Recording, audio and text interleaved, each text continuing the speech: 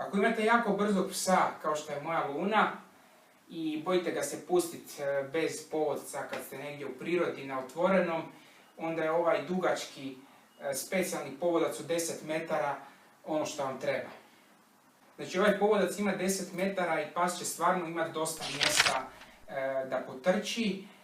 Recimo usporedbi s ovim fleksijem, ovim običnim fleksijem koji je svima dobro poznat, ovaj fleksij ima 5 metara, a ovaj povodac ima 10.